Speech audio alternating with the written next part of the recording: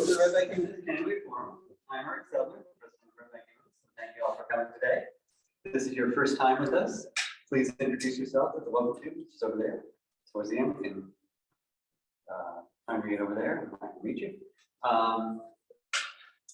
And I hope you enjoyed today's program and continue to join us. The RBH Humanist is a nonprofit organization which promotes the ideals and the principles of the philosophy of secular humanism.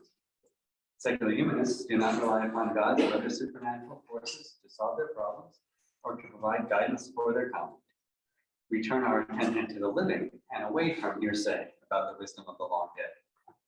We rely upon the application of reason, the lessons of history, and our own personal experience to form an ethical foundation and to create meaning in life.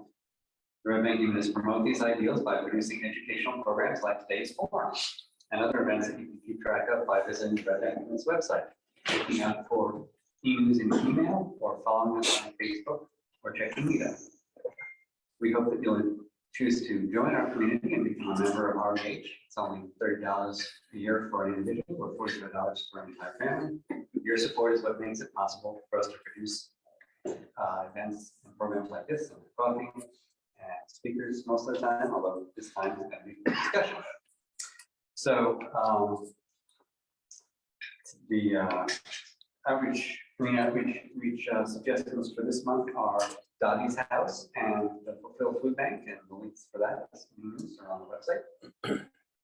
I also want to encourage you to contribute to our charitable campaign. I sent out a letter in mail and email recently, back in December, that allows you to help us help others. So today, we are going to talk about the meaning of human equality and how to better promote it. Lee Beaumont's going to have some introductory material, and I'll moderate the discussion. And we're going to try and provide audio to a couple Zoom participants using Lee's cell phone. So we'll see how that works. So instead of, it's a small group, and I don't think we need amplification, but I think we're going to use Lee's phone as the talking stick. So I'll hand that around so that you can make yourself heard. Right. That's good. The acoustic version of our. Yes, the acoustic version of our meeting. It's unplugged. Yeah. I was very happy to just be able to leave all the accoutrements at home for this one, but they'll be back for next one when we are actually going to do a presentation. Okay, so without further ado, you want to kick that off?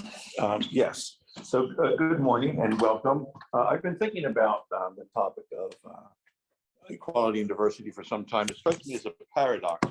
Progressives call for equality, diversity, and inclusion. However, equality is the notion of sameness, and diversity is the notion of different. So how do you sensibly reconcile all of these? So I did what anyone would do.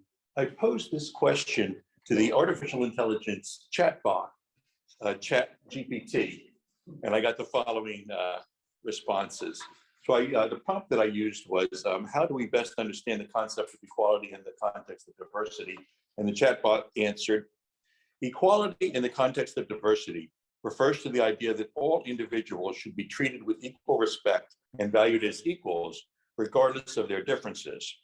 This means that everyone has the right to be treated with dignity and to have their inherent worth as human beings recognized and respected by others, regardless of their race, ethnicity, religion, gender, sexual orientation, or any other personal characteristics. The concept of equality is in the context of diversity is closely related to the principle of non-discrimination, which holds that individuals should not be treated differently or unfairly based on their identity or personal characteristics. It also recognizes the importance of diversity and the value of different perspectives, experiences, and backgrounds in creating a rich and vibrant society. Equality in the context of diversity is an important concept because it helps us to ensure that all individuals are able to fully participate in and contribute to society, and to live their lives with dignity, respect, and autonomy. It's essential to the promotion of social justice and to the building of inclusive and supportive communities. I said, yeah, okay, that sounds great. Everybody's in favor. Huh? Yeah. So if you disagree with that, call the chat bot, okay? But I went on and I said, look, equality, that's fine. But if Sally is a much better singer than Susie, must they be given the same opportunities to perform? So that's the prompt that I gave the chat bot. And the chat bot says, in general, individuals should be given equal opportunities to participate in activities and to pursue their goals, regardless of their abilities or talents. However, it's important to recognize that in certain situations, merit may need to be taken into account in order to ensure that the best person for the job or opportunity is selected. Which makes me wonder why I'm standing here. But anyhow, for example, if there's a competition for a singing role or a scholarship for music study, it would be appropriate to consider the relative singing abilities of the candidates in order to determine who is most qualified for the opportunity. In this case, it would be reasonable for Sally, who is a better singer, to be given greater consideration for the opportunity than Susie. However, it's important to ensure that any selection process is fair and transparent, and that it does not discriminate against individuals on the basis of irrelevant or prohibited criteria, such as race and ethnicity, gender, or other personal characteristics. In addition, it's important to provide support and opportunities for individuals to develop their skills and talents, and to recognize and value the contributions and efforts of all individuals, regardless of their abilities.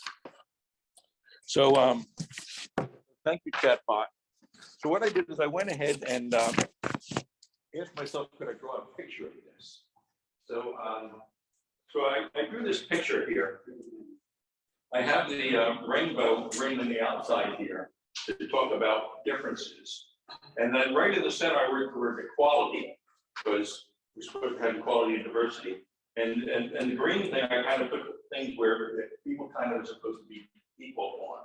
So in equality, I have equal protection under the law, government representation, human rights, humanity, dignity, respect, bodily autonomy. Yeah. And then on the outside, I have things like luck, race, preferences, characteristics, talent, wealth, citizenship, private property, income, effort, motivation. And then I tried to draw in faint green here the liminal cases, the edge cases, the maybe equity cases here. So, and then we're passing this around to take a look at it. So anyhow, how do you think of, do you have a copyright to that? I just wrote it. I just did that.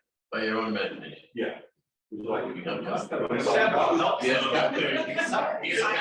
Yeah. You want to sign? I'll sign. Damn, I can't feel it now. Oh, you can. You don't have to stay. So anyhow, how do you think of equality in the context of diversity? Can you argue both sides? The ones on the outside are less enforceable, or we should try to enforce them less? Is that what you're saying? Well, first off, do you, first off, do you acknowledge that you'll hear what I call social progressives argue for equality, inclusion, and diversity? We hear that, right? There are officers of that, in corporations and so on. So people argue that. Is it inconsistent to argue that? You argue one on one day, another on another day, or is there some way to reconcile that? You can't pick your verb out as distracted. No, that's why you're wrong.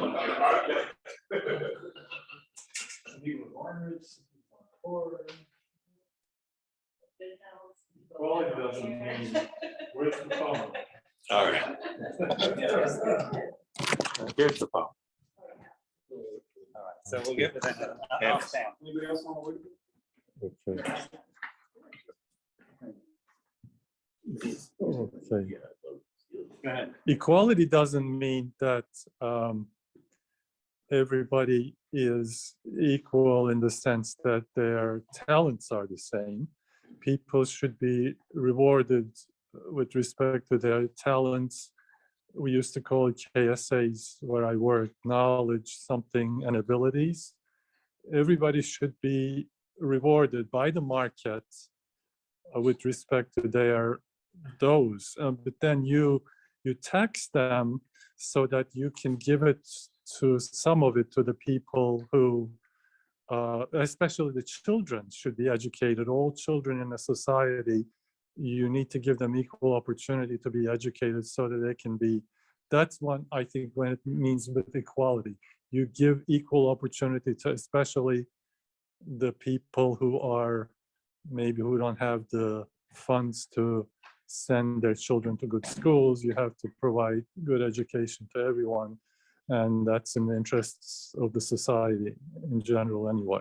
So that's how I What do understand. you mean by you? The Keep saying people, You, the people, the people. the people, one says, yeah, the people. The people. Reading that or is that you speaking? I'm sorry? I'm reading that from someone else's comment. No, this is the microphone Oh. to the people in the Zoom. So, okay, that's it. Okay. Anyone next? Bill? Yeah. On the merit side, an example of that was, and you may already know this, but I don't know how many years ago this happened, but symphony orchestras started putting up a wall where anyone trying to get into the orchestra, right, would display their talents. And as soon as this happened, the percentage of women in symphony orchestras went up. So much for merit. Meaning the judges couldn't see. Oh, hang on. Correct. Not seeing the The sense. people evaluating couldn't see who was playing, they could only hear what they were playing. Right, so your point is that when the wall wasn't there, even though they were trying to achieve merit, they were failing at it. There was And once the definite wall was put bias up there, towards men.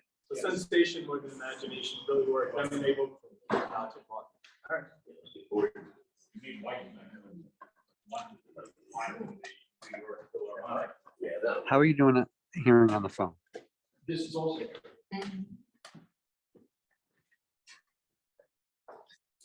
Hang on just one second. Can you, can Zoom participants, can you hear on the phone? Can you hear through this phone?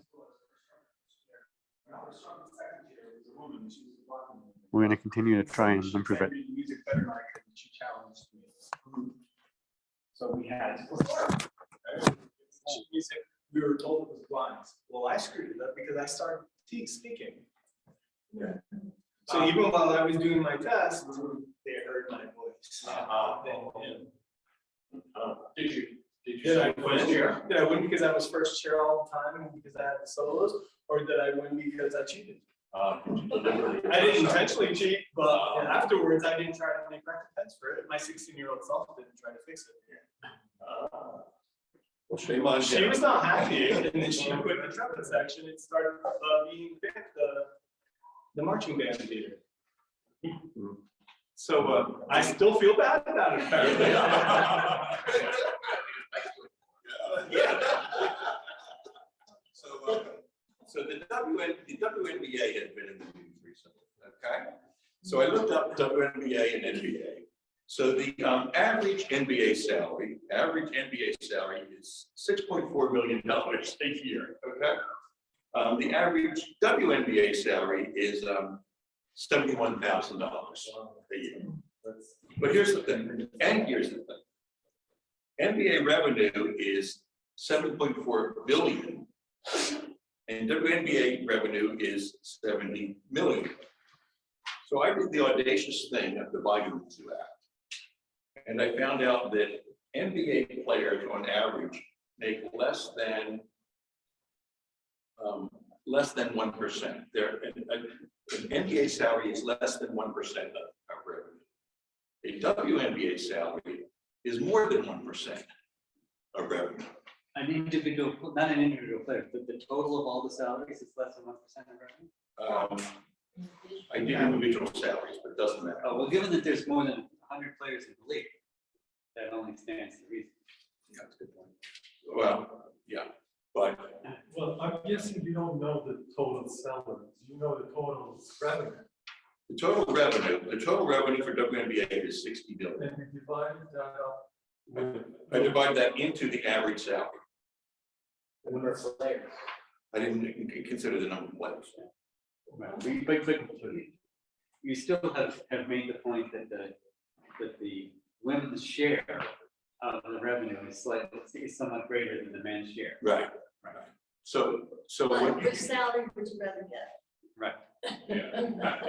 Yeah. So a similar or a contrast is soccer, where women's soccer is way undercompensated, despite that women actually win the World Cup and men rarely qualify for the World Cup. Correct. Yeah, but what do they deserve? I mean, you know, on your point too, I mean, if they don't have revenue, they deserve to be paid more. But I analyzed women's soccer here as well. So, okay, so let's stay with women's basketball. If you say equality, we're looking for wage equality for women's basketball players, okay? You could argue that they're grossly underpaid by comparing the two salaries, or you could argue that they're somewhat overpaid comparing their salaries to the revenue, okay? On what basis would we choose, if this were litigated in court? I don't know. On what basis would we choose the basis for comparison or equality? I don't have an answer to that. Well, the market determines it. I think this is, Adam Smith capitalism that we're discussing. Right? What about it? Well, Well, well, because yes, the men's league makes more money, they get more reward. Yeah, is that fair? So you're saying equality is based on economics? That's what you're saying, right? Somewhat. Yeah. Equality is based on economics. I think there's a difference between equality and fairness. I'm never going to be an Olympic athlete, so I'll never be physically equal. I'll never be a, world famous writer or nuclear physicist, whatever. But there is a certain aspect of fairness where I think we should be equal under the law and certain protections and respect and all that. That's equal. But fairness is a slightly different concept than what society owes communities and government. So, Professor Harry Frankfurt agrees with me.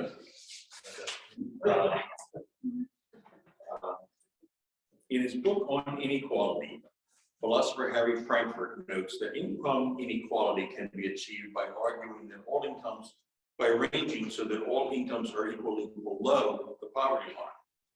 He then states, quote, economic equality is not as such of any particular moral importance, and by the same token, economic inequality is not in itself morally objectionable. He goes on to say, quote, what is morally important is that each should have enough. And then he introduces the doctrine of sufficiency, where what is morally important is that everyone have enough money. So he basically argues, you want equal incomes? Okay, give everybody the poverty and that's equal, but nobody's happy, okay?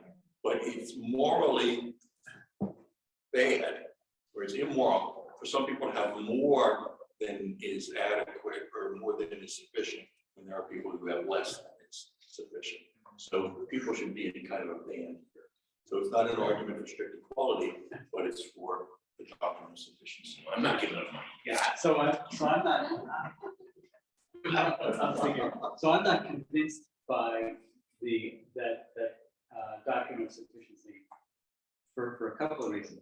One of them is that if you set up society where we guarantee everybody some basic level of income and basic standard of living, but yet then allow billionaires to exist, we still have a very unequal playing field. And the billionaire is a problem of undue influence. Even if everybody else has enough to eat, even if everybody else has enough to go vacation in Europe every year, the fact that there are people who are so much more powerful than the typical person is in and of itself a problem, which needs some sort of corrective in society. And that's not addressed at all by this doctrine of sufficiency. So for me, having people who are potential overlords is a danger in and of itself, even if sufficiency is accomplished. Right. What you're identifying is systemic inequality. because if I can own congressmen, then I can direct which way the laws go. And if all we have to enforce equality, equal opportunity is the laws, but I have enough money, then none of that matters. It all gets blown away. And that's the nature of capitalism. Capitalism is the antithesis of democracy, right? Because that allows unfettered capitalism, allows somebody like Elon Musk to start controlling which way the whole government runs. And that's why it's important to have an ethos that the laws apply equally. So whenever someone like a Donald Trump or a Elon Musk or whatever is seen to get away with things that the average person wouldn't be able to get away with, that's corrosive of the whole society. Right, then you fall back on the law, which they have already paid for.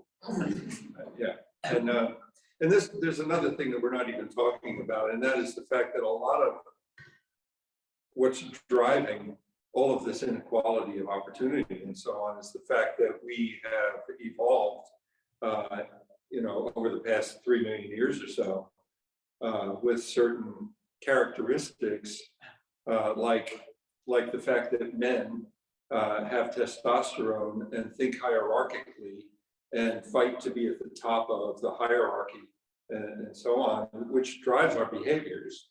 And sure, you look at that as a rational person and you say, it shouldn't be that way, right? We shouldn't be thinking like animals, and yet that's what we are. So the rationalist says, okay, how do we fix this? And the answer is, well, it has to be built into the legal system, but then the legal system has endemic inequalities built into it from the past 300 years of our history. And we're fighting an awful lot of inertia here. It's a tough fight. And to say that we want to fix this means we want to put the welfare of the society in such a high esteem where people, the individuals, want to give in to the welfare of society rather than their own welfare. Right. I haven't been looking out for my own good. How are you going to convince me that I should do what's best for everyone else? Yeah, I was having an argument with a guy who's a real right-wing Republican kind of guy. And the things he was saying led me to ask him this question. Would you rather be the king of hell or a citizen of paradise? And he said, oh, I want to be the king of hell, right? And if that's the way you think, we're not friends anymore. But isn't that the natural world? I don't think that. No, natural world, not the human world. Oh, the Other natural animals world. practice that philosophy too, is what you're saying. Yeah. Well, some do, some don't. There's chimpanzees and there's bonobos, right? Chimpanzees disagree, they fight. Bonobos disagree, they have sex. I'd rather be a bonobo. But that does bring up the point is, are our ideals as humanists about equality and about having a more civilized society, are those running against our natural human nature? And I would say that they are in some cases running against our natural human nature.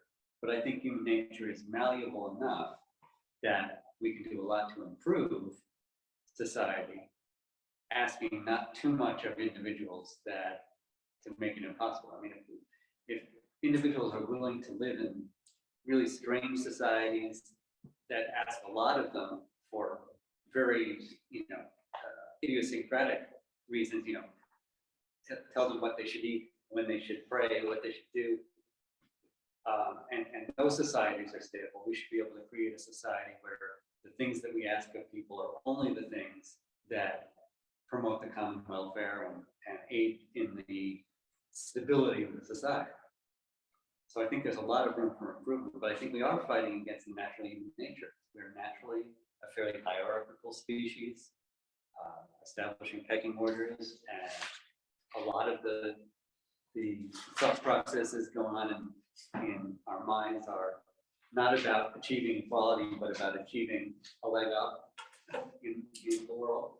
And I think that that natural tendency has to be acknowledged when we try and think about solutions, because we're not going to be able to create a society where people will just spontaneously, see the light and realize, oh yes, let's just share, that the John Lennon Imagine world is not one that people can inhabit for more than, 5 minutes and not destroy. So we do have Scandinavia, Mhm. where, we're socialist. Yeah. And they do a pretty good job at achieving a lot of the things that we want to achieve, and it's definitely worth looking at. But I would say that that society also is, it's working with people, it's working with human beings, and has made some great, some great strides. But they haven't eliminated greed and avarice. They haven't eliminated envy. They haven't eliminated inequality. And there's still people in the society like the Kamprads, the guy who owns IKEA. He will abide by the labor laws in Sweden when he has to. But when he has a factory in the United States, he treats his workers just as crappily as any other capitalist in the United States. I think I lived in Norway for 20 years, so, and I'm gonna move back. But, But Donna, yeah, do they consider themselves socialists? yes, Really? yes. But socialism is when the proletariat class does a bloody revolution. No, It's- not everyone. That's economics. That's, But that's how Marx That's- described no, it. well, that's- He coined the term. There would be people who would say that the notion of the violent revolution is a Marxist and sort of Bolshevik thing. There are plenty of socialists who believe in a very peaceful transition and a very democratic order. Bernie Sanders is an exemplar of that. Yeah. I think also in Norway, I always thought Norway was successful because they had a money tree in the backyard, the oil. Well, only one of the countries has the oil. I know, and Sweden, this is 20-some years ago, was not doing as well as Norway. And I thought, oh, they don't have a money tree in the backyard. But now Sweden has evolved and their technology is top notch and everybody's surviving and they're a successful socialist country. So I know we used to say capitalism is a cow the socialists keep alive so they can milk it. And the oil in Norway was that. I mean, there are rich people. I was just there. They're rich people, but most people are just happy. Take my taxes. Thank you. It's Denmark as well.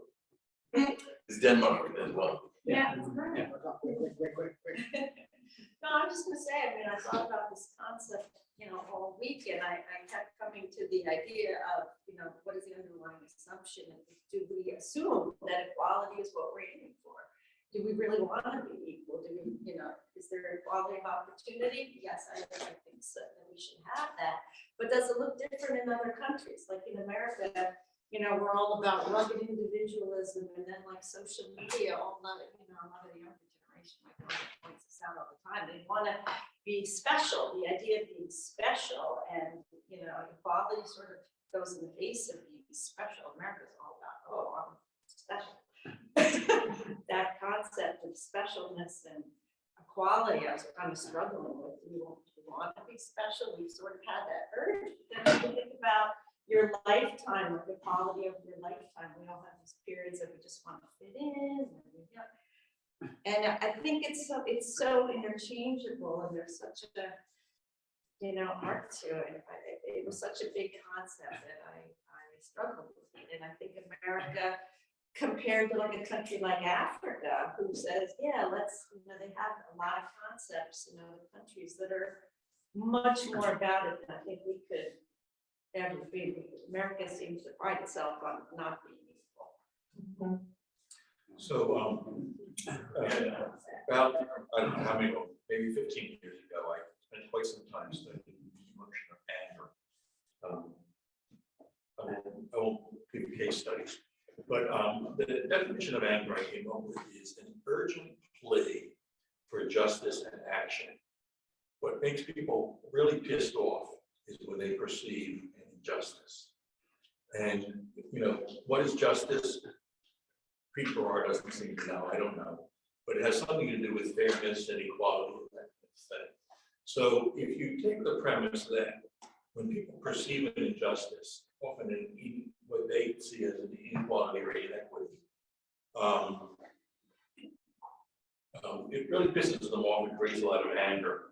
And if anger is a call to faulty or out of action, it animates a lot of the last things away. So maybe that's what drives equality is a movement, is the long arc of history moving towards justice. So I don't know, but it's a good question. Why, why do we even pretend? Well, there's a thing with the sponsored ball, had this program where you have the bonobos and the two bonobos in cages side by side, and the trainers often cucumbers. They have to give the trainer something, a stone or something, and then say cucumber. And then the trainer started giving one of them grapes instead of cucumbers, and the other one got pissed off. And when he was given cucumbers, he threw it at the trainer. So there's. And that was bonobos or? It was not enough. Was the one on here, was the regular two? I think it was Macau. Okay. But anyway. Also, going further back in evolutionary history. Yeah, the point was that there seems to be among certain primates anyway, this innate sense of fairness. Yeah. I heard a story just this morning that Tesla lowered their prices of cars in China. And people who had recently bought Teslas actually went to the dealerships and protested that they want money back because the price has gone down and they feel aggrieved that they paid a higher price. Yeah, right. Yeah. So back on the idea of Americans wanting to be special, parents telling their children how special they are. Oh, you're so special. Everybody's really convinced that their kids are really special. Everybody's kids are above average. Oh, there you go. So I was thinking about that a few minutes ago. Now I'm on Facebook and I posted, the average person is average. That's what I posted on Facebook, just to see who got pissed off about that. Just waiting for the people to say, But I think it's. we're all special. But you say that average person is average. Chances are you're average. Chances are you're average. But it's so insulting to say. But you can see why wanting to be special, wanting status is important because that's a measure of security. It's a measure of social security that if you have a good reputation and if you have good status, then when some adversity hits, you're the more likely to get through that without too much bother. Whereas if you're a low status individual, if you're not considered special in your social group, then you're likely going to have the worst outcome when there's some external. You're saying special equals power equals survival. Yeah. It's all money. Special. It doesn't It's all even money. it doesn't even need to be. It doesn't even need to be power. If you're just a favorite, if you're like the teacher's pet, that is something very valuable. But it's also a powerful position It can to be in powerful. because you can, Right. But even if there's no agency in it, just the protection, the security, the comfort of being seen to be the teacher's pet or being seen to be the valuable, the one who, if you're in some sort of tribal society, but you're a really good musician, people want to sort of hang on to you because they like the music. And so they're not going to let you starve. So are you saying we should not be enslaved? No, I'm just saying. Because I didn't mind getting starved when I was in fifth grade. Right. I think it's very natural and it's part of human nature to want to be above average, to want to have some status, to want to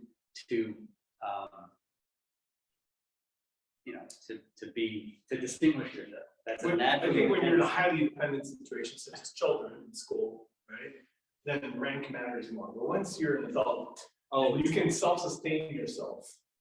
Really, the status that comes with fame is bad, and the status that comes with the fortune. I want to change the world to try and be remembered, right? Desire for immortality. I will be remembered 500 years from now.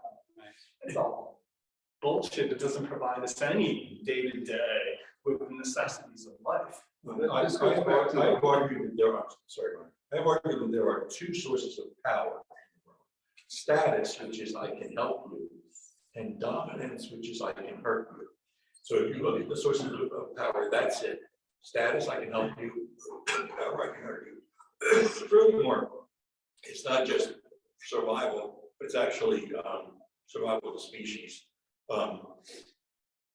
High status individuals attract more mating opportunities than do low status. And other opportunities, Ah. and all sorts of opportunities. And all sorts of opportunities. This is brought to a I mean, that may limit be good for the society or the species, but I don't think individual. within wolf packs.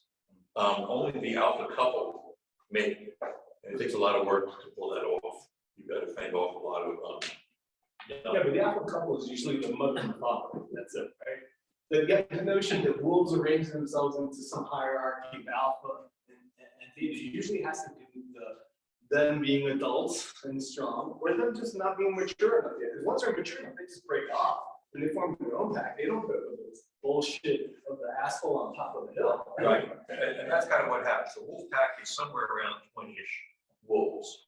And what happens is, it is the alpha wolf is the leader, not just in building mating pair, but they decide when to hunt and how to hunt and everything else. But what happens is, as the alpha gets older, a younger wolf will challenge.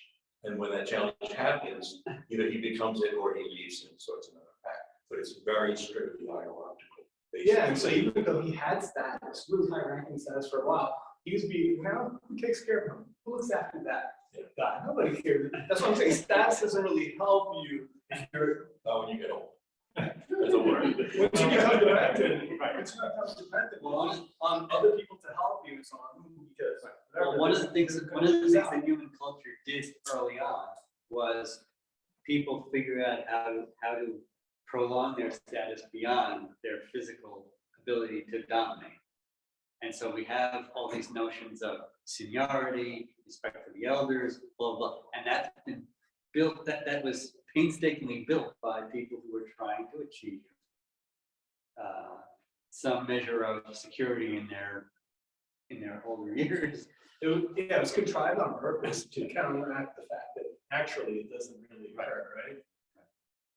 I mean, socially, we try to instill these values on purpose, and we preach about them all the time, and we say it's a good thing that you're doing that, you know, respecting your elders and so on, because we know it doesn't really happen automatically. I have to ask our resident socialists the question. I mean, we talk about status and money and status and power. And isn't that all just money? And what do they do in social economy? Do they judge people's status and power by how much money they have? Because that's what we do here. I hate to say this. If you're in I was just in Oslo for Christmas. So, oh, you go to a party, everyone lives in a similar home. They're nicer and lesser, but, and then you start with, oh, did you know the Carlsons? Yeah. Oh, he was in shipping, right? And then, oh, yes. And the Björnsons are also, and begin to have status by mostly your connection to shipping or oil. Really? Yeah, I think so. I mean, I haven't. It also follows the money, because if you're shipping or oil, you have money. Yeah, you don't have, you know. But it's more respectful of your talent, of your whatever, your education, whatever. I don't know. When I went there, I was in socialism, and I thought I was going to be reading a bushkin, chopping on an onion, and you know, I just thought it was going to be horrible. And no, but you don't have as much money.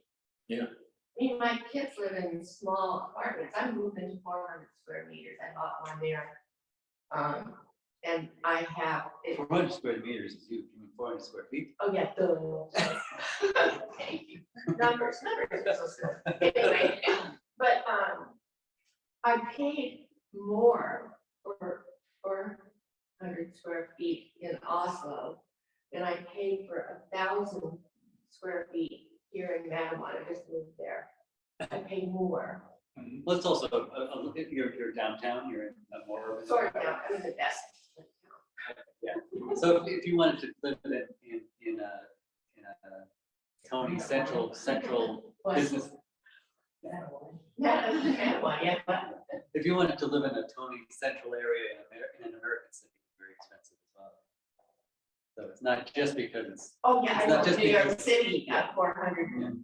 or you want to live on Rittenhouse Square in Philadelphia. Yeah, that's true. So why are you moving over there if you're paying more per square foot? What's the advantages of living over there? I just walk into a doctor's office. I lived here 2 years. I went visiting and I had a bad cold. I walked into my local clinic. They, oh, Mrs. Spear, we haven't seen you in a while. Thank you very much. Go in, get my medicine. But the reason I want to move back is I have kids there and grandson, but this is a very violent society. I was in the post office down the road, a guy comes in with a gun on his head. Oh, yeah. You know, like, no. In what country was that? Here? Yeah, just up at the Shrewsbury post office. Keeping you safe. The what? He was keeping you safe. They're allowed to, yeah. But I do think it's interesting because I can remember thinking, I had to write a paper in high school when we were together. And I said, I do not think all people are created equal at all. They aren't. That's why we have government, right? Sort of mediate. It depends what you mean by created equal. Do you mean created so that government will treat them equally? Or do you mean that, we have the exact same genes? We don't all have the exact same genes. I know. And then we also not born into the same environment. So, some of us are born, some of us are born to parents that didn't finish third grade. Mhm. In other words, are born to parents that graduated with a master's degree in college, right? But that's how we have government to sort of provide everybody, to adjust and give everybody unique. This whole thing bothers me though, this whole equal. But what we mean is we're equally deserved to be treated, each of us deserves to be treated equally by the government. That's what we mean, right? Well, no, I don't know about that. I still think it's Well, no, complicated. you can't treat it equally by the government, the Constitution, blah, blah, blah, blah, blah. But it doesn't mean anything about what we're talking about today, equality amongst just as individuals, Right, we're Treated being equally by the treated government is equally. one thing, treated equally as between each other is different. I just think it's a little bit complicated. I don't think we really, I don't know, It's very complicated. isn't it? And I think, and I'm worried about this, our country, with any country, reaching a tipping point. We have Jeff Bezos and I get these things on. Yeah. What will happen at the tipping point? What will happen? I mean, I'm trying to project, but I can't. Right, well, we've been this unequal in the past, and Yes. and we didn't get into a state that we couldn't possibly get out of. So I'm not too worried about a tipping point that, it's a point past of no return and we'll never recover. I mean, you're talking But- revolution, is that what you're talking I'm about? just worried about our country, when we're, like, we've got 8 or 10 people at the top who control everything and all. That's always been for 100 people. Yeah, I know it has been. George Washington. It just seems like it's getting like, After, I think it's gonna lead to the same things that has happened before, right? Was it in the 1920s when we had runaway capitalism, and then there were some people who were suffering really badly in the United States, and health suffered, and education suffered, and who had children, who propagated all that. We suffered a lot in the United States, and it might happen again. Might happen again. I don't think we're above it happening again. He says, or I think you're going to say, I think Eric would say, well, we managed to escape it before, we'll use the same tactics again. Hopefully that's true. the New Deal was the only time in American history where the wealth gap really did come down significantly for a generation or so. And we've now undone much of that, even though we haven't undone all the programs, we've undone much of the equitation, if you want to call it that the New Deal provided. But we can certainly, get there again. I was also going to observe that I read that George Washington, after he married money, had a larger fraction of the GDP of the country than Elon Musk did when at his height. Yeah, go ahead. You are talking about Scandinavian socialism, Yeah. which is one of the most successful socialism in the world. Let me tell you about some not so successful socialism, which was a part of my childhood because everybody says it was communist or communist bloc. But from formal point of view, that was socialism, controlled by communist government. But the system was socialist. And I don't think any of you would like to see that environment falling apart. And talking about this equality, it wasn't so bright. There were no fancy cars, there were no fancy houses, but there were small things. So Kowalski's had a little bit better furniture, and those guys had better connections with, let's say, social services and so on. So everything what we have here was very much still based on faults of human nature, just the toys were different, money were different, cars were different, everything was different, but it was a paradise, absolutely. What is the government in Norway? What is it? See, to me, socialism is an economic. Yeah. It's economic. And you can have communism regulating socialism, or you can have capitalism regulating Democrats. They're Democrat? That's what Yeah, they're Democrat. So that's me. Well, for example. They elect people to parliament and stuff. Yeah.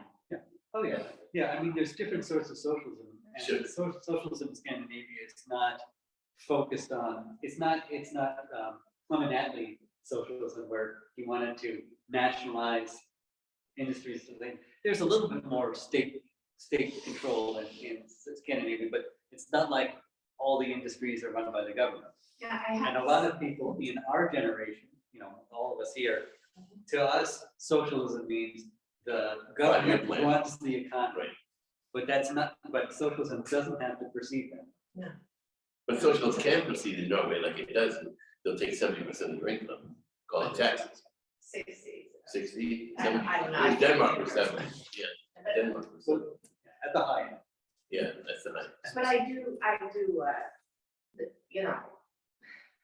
everybody's pretty much the same in terms of their economics. Don't they score very high in terms of self-reported happiness? Yes. Yes, Always. So they report themselves as very happy. yes, but you said something too, their idea of happiness is, left on the table on Saturday night. I mean, an American's idea of happiness might be different than a Norwegian's idea of happiness. I really believe there's a sufficiency. Could I like make a couple of comments? Yeah. about your Norwegian experience? One is racism. When we talk about equality and fairness, we need to talk about racism. That's endemic in the Scandinavian countries, particularly in Denmark. You mean they're very racist? But pardon? Are you saying that they are very racist? Yes. Names are. Very racist. Right, Structurally, yeah. but what's interesting about Scandinavia, I would not dispute that they're racist, but before large-scale immigration, being racist didn't have a significant economic impact because there weren't that many people to be exploiting. The vast majority of the people were in that privileged group, and so they didn't have an underclass. And so their Gini coefficient, their measures of their scores of equality are very good. So we're coming back to the economics as the basis on which we talk about. No, I'm just saying that. I'm just saying that. I mean, that's. No, I agree with you, all the money. right. Tom, I interrupted you. You want to finish? Yeah, go ahead, Tom. Yeah. Yeah, I had a couple of others. I forgot what they were. That's the way my brain works. So, yeah, so. I'll interrupt when it comes So do they have much racism? They're very racist. So inequality, yeah, that matters a lot more. Correct me if I'm wrong. in a country where there is more diversity in terms of racial diversity. For example, we have Americans here, and we have people who migrate from South America, and we have people who are brought here against their will from Africa, and so despite that diversity, and despite the fact that people say, "Ooh, you know," even though scientifically we know that you're darker skinned because more generations are respect closer to the equator, and there's really nothing more to that. We still practice racism and hatred and so on based on the fact that your ancestors were closer to the equator or not, right? And it's a big problem for us. And they don't have to deal with that in Scandinavia, or they're just starting to come to. I gotta say something here. I've read about the problems in Denmark. When I just got back about a week ago. I'd say 42% of the TV announcers, newspaper, journalists are people of color in Norway. That's astounding. Really? Yes. Wow. That's unbelievable. Well, I don't know. 42%. I just Yeah. occasionally Yeah. stop it. Yeah. No, another thing to point out Is that a good that thing, or is that a? they don't have systemic racism because they didn't have to impose like all the things that we deal with in this country with systemic racism, whether it be redlining or Jim Crow or all that sort of stuff. They don't have that in Scandinavia because they never had to impose that because they didn't have the other races to deal with. So they have on a interpersonal social level, they may not be very enlightened. They may not have much experience with others, and so they react in a very visceral human way, and they haven't learned to moderate that. But at least the society is not stacked against people who are coming from other places, other than with citizenship issues and various other things. But Okay, Sheila, 42%. We're gonna go back to, we're in high school together. No, I mean, I watch TV a lot. Their newscasters, they have their, talent show, whatever that American version is, they have it there. Sweden's Got Talent. Something like, and no, I was just, last few times I've been there several times. I've been surprised at how many people of color are on the TV screen. It may be window dressing, but or not, but Have they had recent migration, or is it? they've had, there's a discussion, this is where you're right, a big discussion about how many people to let in.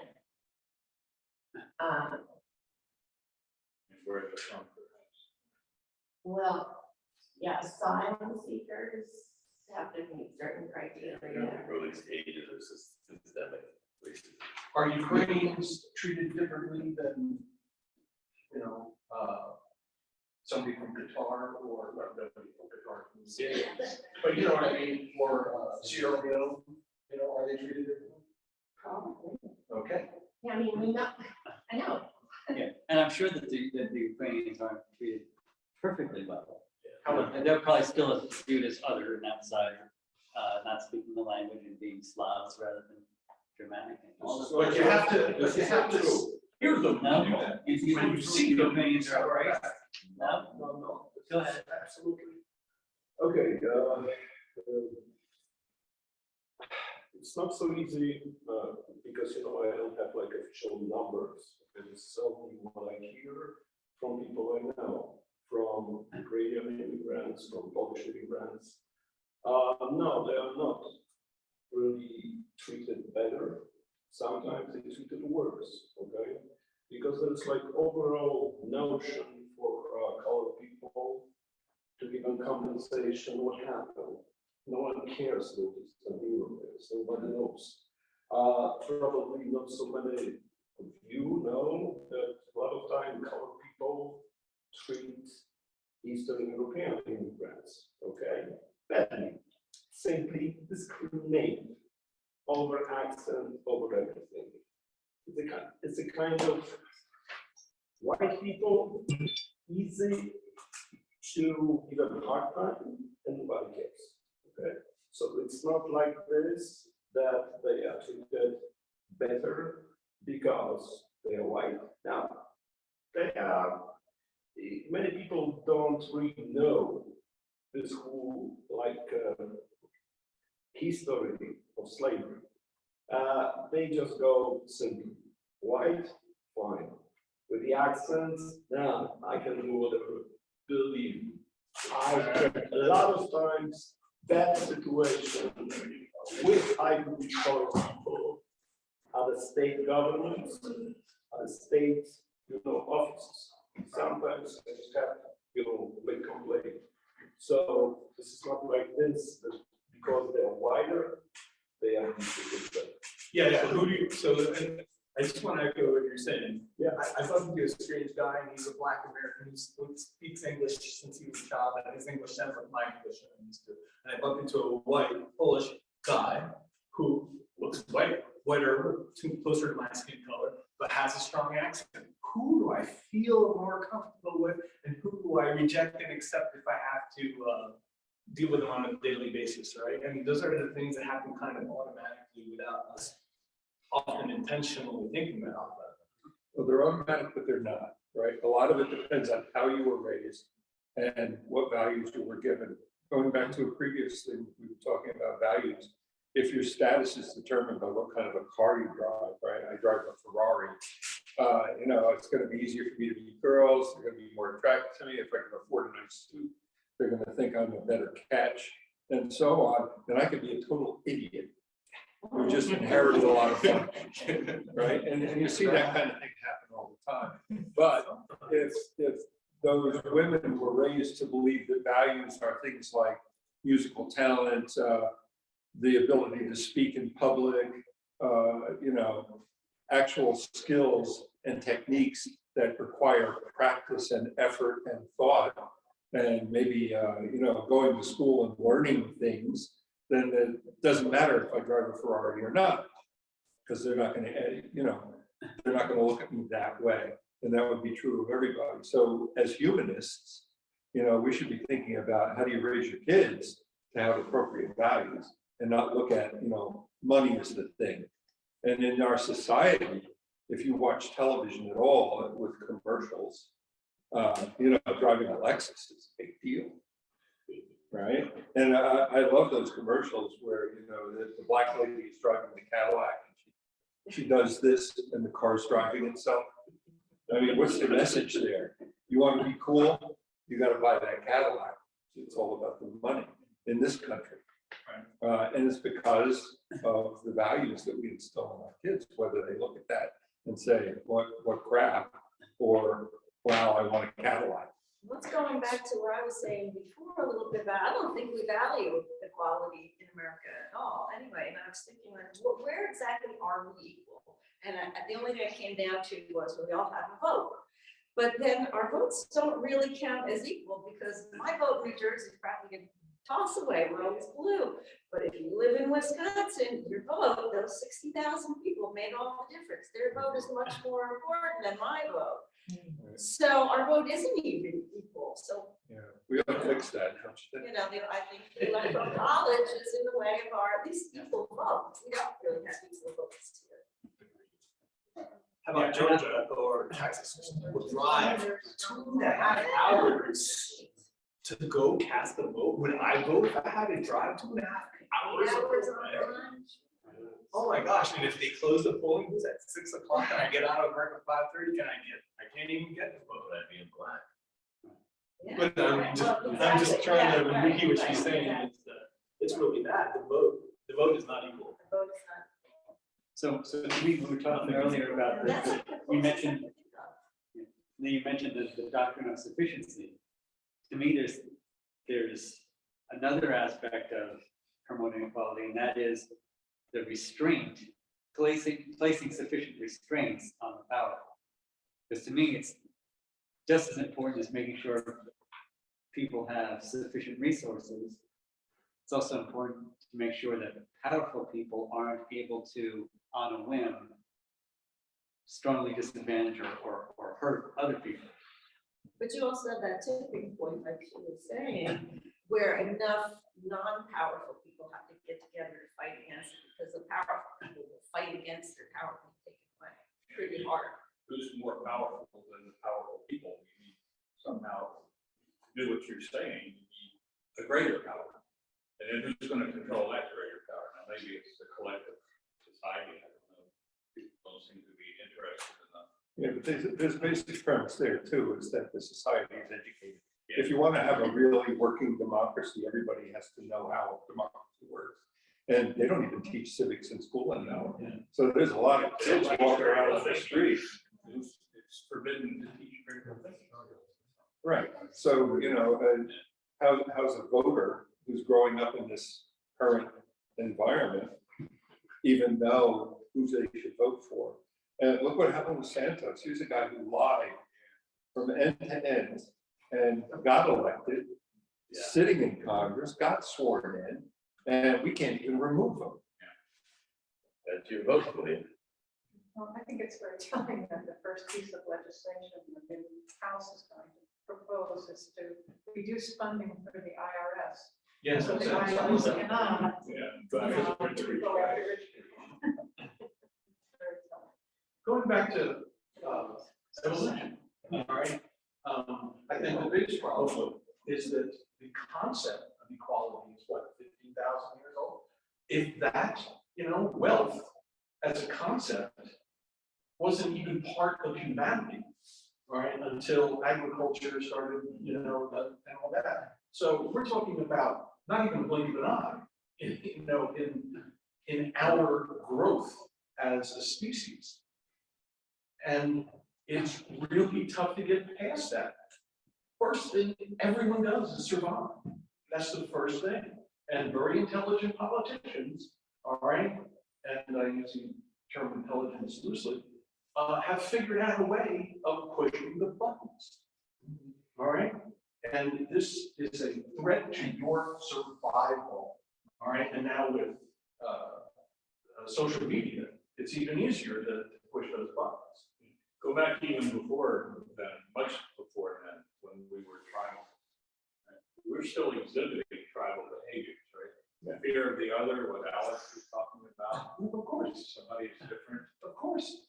And that's how tribes live. They got along with their neighbor, they would fight, steal their women and cows, but the next neighbor over, if they saw them, they were the enemy by definition. They were different. Well, if they wanted some mine resources, that is a threat to my survival. And Survival. do I assume that they're buddies? You know, when I first see them, or do I assume that they're a threat to my survival? Well, I survive because I make that second assumption, all right? But It's the me or- underlying it's me or them. assumption is there's not enough to go around, and we have to fight for that. And that's a false assumption. Yes. And that's a false assumption. But it was true for millions of years. Yeah. So it's built into our DNA. There you go. I think But cooperation has been part of human Cooperation for behaviors. This goes back to the selfish gene argument, right? You cooperate with people who share your genetics. So you cooperate with your brother because he's got 50% of your genes. You cooperate with your nieces, your nephews, you cooperate with your cousins. You cooperate with people that smell like you and look like you, and talk like you and dress like you and have the same gods as you. But show me somebody who doesn't match up all of that stuff. Well, they don't share my genes. So I don't have to have any respect for them at all because I have no interest in letting them survive. Yeah. Right? And that's the way we're built. Well, That's And the way again, we are. That's who we are. Unless we allow ourselves to be rational and let our rationality drive us, we're always going to default to being racists. So we're gonna always lose this game because nature selected us to be the way we are, and we're trying to beat nature. That's right. That's right. It's an uphill battle. This is horrible. But you know, we talk about survival, though, it's not just about our personal physical survival, it really means passing on your genes. Yeah. You know, the ability to pass on your genes, which is the power and, you know, the mating and all that kind of stuff. survival is survival of your genes. So we're all slaves to the species, we're all slaves to the Well, genes. we're all here because that works. That's right. And specifically think about evolution is what works is what survives to work again. Reproductive And we're- success. We're the product of that. It's specifically reproductive success. Criteria in evolution. So doesn't that mean we have the worst philosophy ever? Us here, we're sitting here, don't we have a philosophy that's just doomed to fail? No, but No, because one of the things that gives us the ability to supersede all that is we can be rational. Right? And the question is, are we gonna be rational or not? It's possible. And altruistic, we have an altruism. And the emergence of abundance is actually key here, okay? The emergence of. The emergence of abundance, okay? So there's distribution issues, but there's an abundance of survival necessities, food, water, all that. With respect to reproductive success, college tuition kind of limits that, is one joke, okay? We have 8 billion people now, don't need a whole lot more. So we're strict on that. So basically, a lot of the conditions that made reproductive success essential are relaxed now because of abundance. I disagree completely with that. Okay. We're, no, but I just read an article, nobody probably knows in this room. She's an actuary.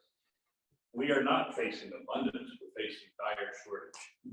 If you look at energy in particular, and the availability of energy to support 8 billion people, and the affordability of energy, it doesn't matter which kind you talk about, you will see scarcity, Solar, unaffordability. Pardon? solar energy. You can't drive a car, you can put a solar panel on your roof.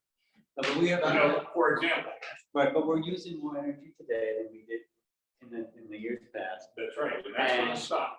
Well, By definition, it has to. No. There's limited amount of petroleum, of oil. The sun keeps shining. the sun keeps shining and. And it keeps heating the air, so that's what Tom's argument is that a finite Earth cannot. Don't want to distract you, but I just want to put that out there. That we believe with climate change and all that, that people are going to get smart and they're going to go to solar energy and wind energy. Solar doesn't work very well in the winter time, does it? Especially if you're in a northern climate, the sun shines in the south. But How are you going to heat your house with solar? You're not. Wind is iffy. Everyone you look at, you say, how is that going to substitute for the abundance that we have today? We can turn our stove on or, our furnace on because we got natural gas flowing. But in the summer, the sun, even if it's true, what you're saying about solar being less available in the winter, assuming that's true.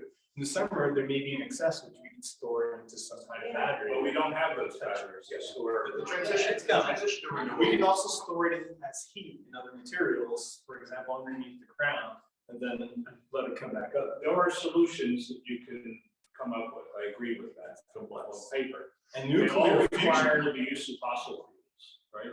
How are you going to get the windmills to the site where you want to put them? Are you going to drive there with a big tractor? Yeah, there's a bootstrapping problem, but eventually. we'll How are you get going to manufacture? You're going to manufacture using coal or fossil fuels. That's- You're not going to replace fossil fuels. That's going to exacerbate the climate. I don't think we're at, correct me if I'm wrong, if anybody knows the answer to this question, I don't think we're anywhere near exhausting the amount, or having implemented the amount of solar energy and wind energy that we possibly can have. I think we can probably have 10 times more. You probably can, but how can you? 1,000 times. Storage is a problem, so the transition to renewable energy is very complex. It's very complex, I studied that too. On my way over here, I was listening to an interview and If we don't, about, you were saying that your genes, you're more open to people who are related to you, or maybe it's proximity. They were talking about time, this way that we've had so much trouble coming to grips with climate change because of our own personal self. We can't imagine 100 years from now. Even if you think your kids or maybe your grandkids are going to be there 100 years from now, your great grandkids, we just can't conceive of it, so we don't do anything about it. And I think now that we're finally coming around to that time constraint, sort of like a genetic constraint. You know, your neighbor's house burns down, you help them out, even if they're Trump eaters, you know. But somebody, you know, across the country. So,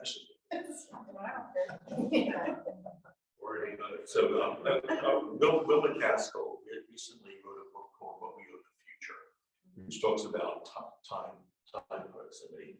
If we don't really screw up, there are trillions of people yet to be born, okay? So the number of people in the future far exceeds those in the past.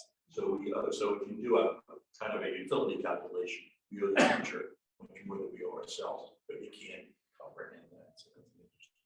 Well, part of it, I think, is the crisis mentality.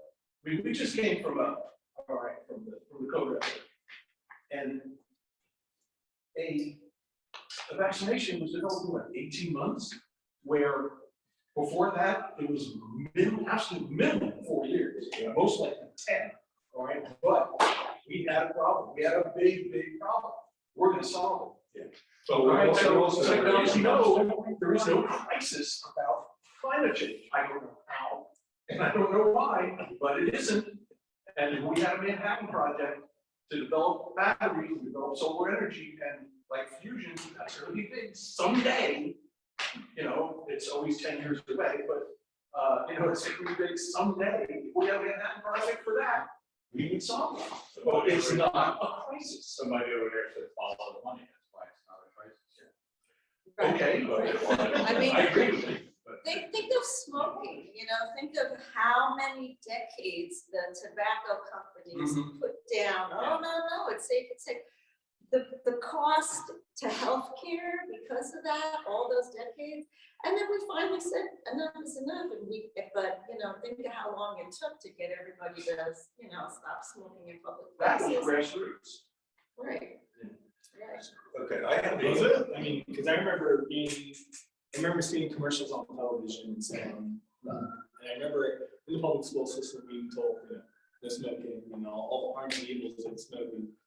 So I think it was government also playing a huge role in telling people to cut smoking down.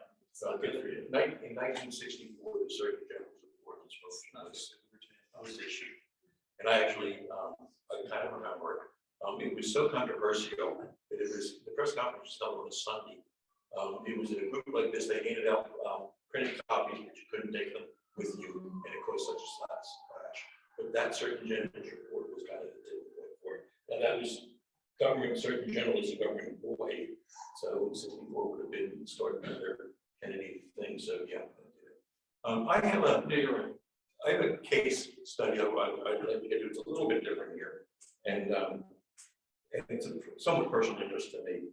It has to do with Air Force Academy admissions requirements. For disclosure, our daughter is a graduate of the Air Force Academy, so and I can say that. So the United States Air Force Academy is the United States Service Academy that educates cadets for service in the officer corps of the Air Force. In 1975, President Gerald Ford signed legislation permitting women to enter. Women have made up just over 20% of the most recent classes. So women are underrepresented now in the Air Force Academy. 50 years after it's been allowed. Now here's the thing. The entrance requirements in the Academy are difficult. And it includes both academic requirements and physical requirements. So there's a application, a cadet fitness assessment you have to go through. It has a lot of things, but one of them is pull-ups. And on average, the men do 12 pull-ups. Wow. And on average, the women do 2 pull-ups. Okay.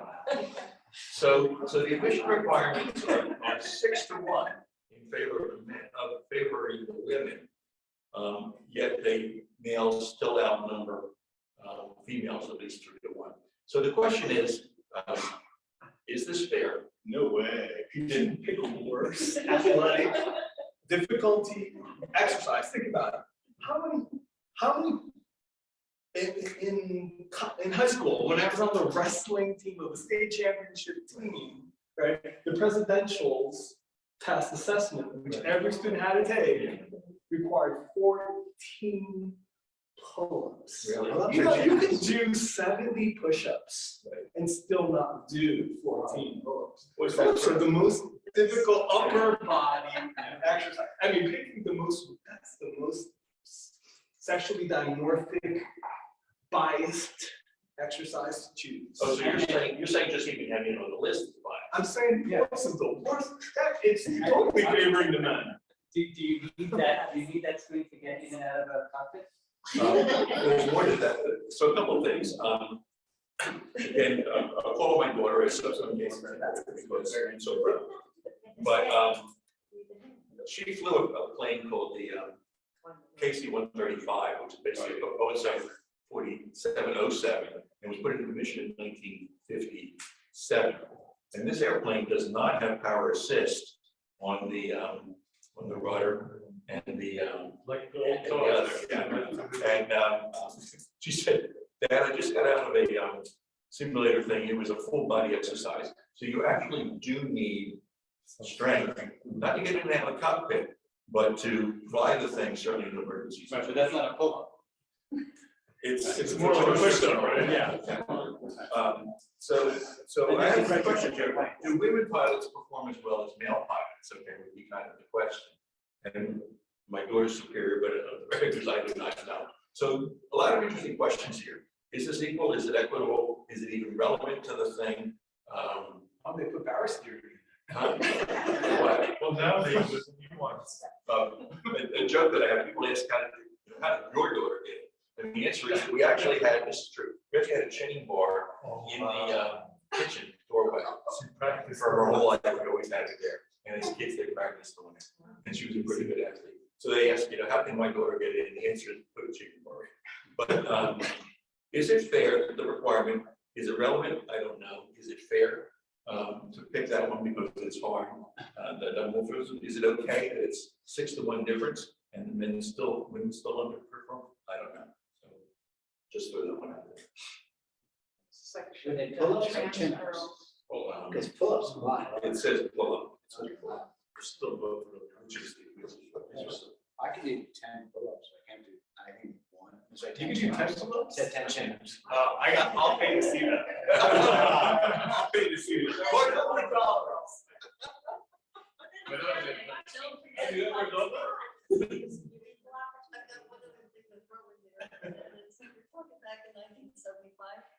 Well, no, in 75, women were first allowed into the academy. Right. Okay.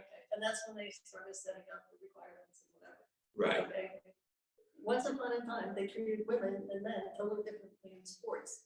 And since they've had the amendment that says they can spend the same amount of money on men's sports, women are getting a lot tougher because there's a lot more women that could do much more than that, because now it's like acceptable to be an athlete, it's acceptable to perform, it's acceptable to be strong. Yeah. So there's a lot of women that can follow that requirement. Well, I went to West Point, I got to West, and I know for a fact that we compensated the men for the women all the time, because we understood that certain things like footballs and stuff, they just couldn't do it. But we were teammates, we were comrades, we were in the same battle together, so that's what you always do anyway. So it didn't, the sex really didn't come into it at all. Sex argument, and the fact that you could do 2 versus 10 or 15, we didn't care. We really didn't care. How relevant it is now. It's not very relevant. Right, yeah. How relevant are pull-ups to the responsibilities you're going to carry out? It didn't bother. It didn't bother. Trans girls be able to compete in sports? Yeah, that's I don't know the answer to that because there are certain physiological differences. I read the article that said if trans women were so much better because these be men, for lack of a better term, wouldn't they be doing much better in sports? but they're not. They're not, so relax. Yeah. That's such a false flag, though. Yeah. It really is. Like, How many? you can count on both hands, maybe, the amount of successful trans women in NCAA sports. It just doesn't happen. There's a,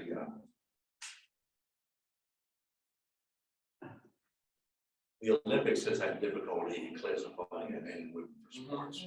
There's an interesting Radio Lab episode on it. But what they actually use today is the level of testosterone, is what they use as the cutoff. Because anatomical examinations and genetic examinations were inconclusive. What they use is the level of testosterone, because that's actually what's relevant, because it's the testosterone that leads to the additional muscle. And some women are disqualified because of that. Yeah, that's great. And natural disqualified. For the Olympics.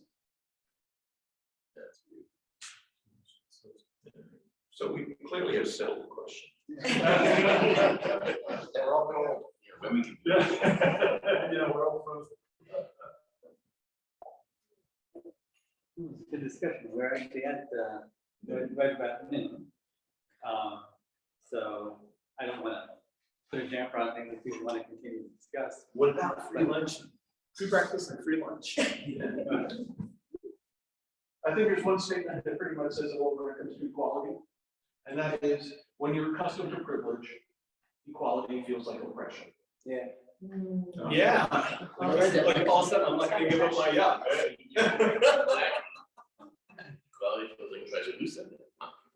I don't know. I read it back. I read it too. I That's like looked into it and it's, there's like 5 or 6 people that I say think one of my books is. That is a good line. Yeah. Are we, is the world, or is at least our little society making progress towards equality? I think so. I think Yeah, but so. I would have to say that I absolutely agree with Ron said. We promote rational thinking, critical thinking. It's actually, I'm involved with some group back in Europe, and this is exactly what we promote, and I can see it works. So, rational thinking. Look at this, most problems, big problems all over from humankind, sorry, it's coming from all kind of irrational trend, thinking, fashion. Donald Trump is coming from rational, thinking, say that the rational explanation. No, it's all irrational, thinking that, oh, some geek, showed up and will back, will make this word as I wanted to see it. There is no any kind of logic in it. Okay, so that's the problem. Irrational thinking, I believe, is actually one of the very important things for humans to promote. I believe that's the way to go. So Equality versus specialness. What did you get any insight on being equal? Feeling special? Equality, well, I still think it comes down to a lot of, survival. When people feel like they're special, they feel like they have more power. When people feel like they have more power, they feel safer and have a better chance of survival. But is that good? Is that what we want? The questions are endless. But our society has, maybe not in the last 10 or even 40 years, but over a longer period of time, our society has gotten a lot more, a lot more equal, a lot more humane. I think the ability to override. And I think we can continue to improve in that and prevent backsliding. Yeah. And it is working against human nature to some extent, but a lot of the other weird strictures that societies place on individuals are also very much against human nature, and yet societies have imposed these for years. We just have to be more rational and more humanistic in the things that we ask of people in order to fit into society. About Afghanistan, talking about backsliding. Oh, yeah. Talking about backsliding. Perhaps we might have imagined the 20 or 23 or 20, how many, 25 years of us being there would change the values and perhaps expose them to our rationality and all that. And They have a holy book though. Yeah. Well, I think as long as you have a holy book. Yeah. So even having before your eyes the evidence of this rational other approach, and supposedly did they not benefit from their switch You're for sinning those against God. 20-something You're years? sinning against God. Did not see before their own eyes. You the want to go to covenant? heaven or not? Yeah. Mike is right. Yeah, after their population. Well, we Social justice changes real fast when you're looking at a K concept. He might give you the, Well, I think we did have an impact. I'll say stop thinking. That's very young, you're saying. Really? That's it. What is rationality? I mean, to me, following the evidence, the scientific evidence, you know, it's following it through is, It's following through that logic is, method. it's a scientific method. really. Yeah. Okay, you have to- I agree. It's not really about rationality. I would say it's more a scientific method following science. That I can agree with. Same difference. Is it the same difference? Because that's what I want to know, because I'm not comfortable with saying rational, because I don't think we're very rational. But I think following the scientific method is a really good way of saying it. Well, that works. Being rational is saying, this works, this is what we'll do. Right, evidence of this provided by. Because I hear a lot of people talking about logic, and it's usually the people who are the worst violators. Yeah. Who say, logic, you're not being logical. Screw logic. Are you following scientific methods? I'm following the scientific method, which is against your bogus logic. So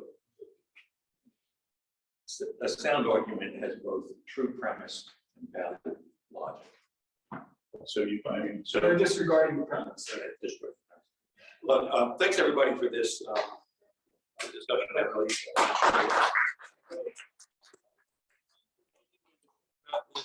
this is the first 13 pages of the 10-page paper I'm going to write on. If you gain more insights from this, if you, damn, I should have said something, so send them to me because I'm trying to understand it. And I think it'll be a valuable thing if we can kind of get to the root of the process. Have a good day, everybody. Yes, thank you. Okay. And